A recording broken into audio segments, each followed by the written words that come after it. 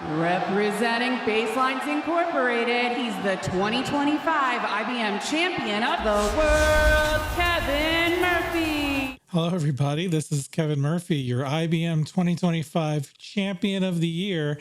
And if you saw me at Tech Exchange 2025, you know that I've got the belt to prove it. It was so much fun meeting everybody. So I'm back with another IBM engineering tip. And how about that intro, huh? We live in such amazing times. I love that I can do that. I love that I can make people smile, and I love that I can make them work more efficiently. So I haven't put out a video for a few months because the wife and I had a baby recently. And it turns out that having babies actually really slows you down. Who knew, right?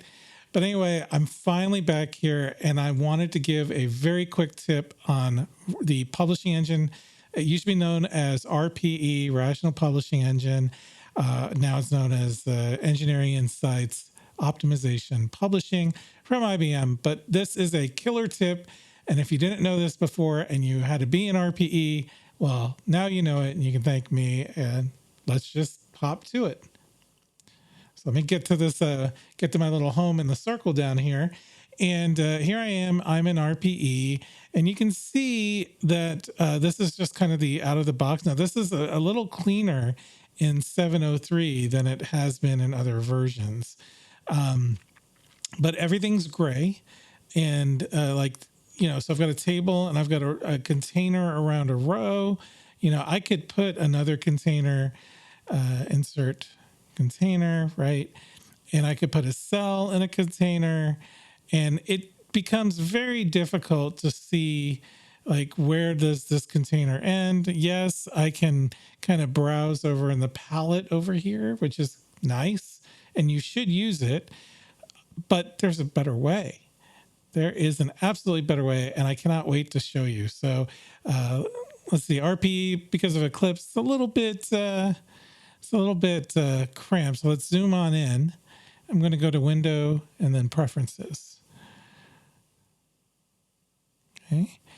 And there's this preference right here. Use colors to distinguish template elements.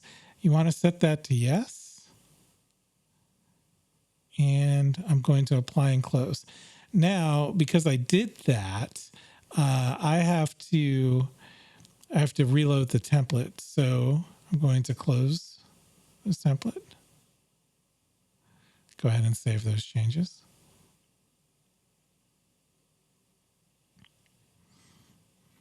And check this out. I have actual color code.